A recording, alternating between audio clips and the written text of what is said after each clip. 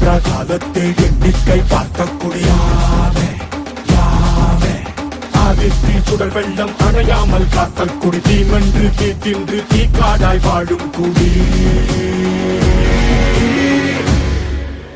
வா இரு தோள் எடுத்து வா குருவாள் எடுத்து வா ஒரு சூடுரைத்து வா வா வா இரு தோள் எடுத்து வா குருவாள் எடுத்து வா ஒரு சூடுரைத்து வா வா வா வா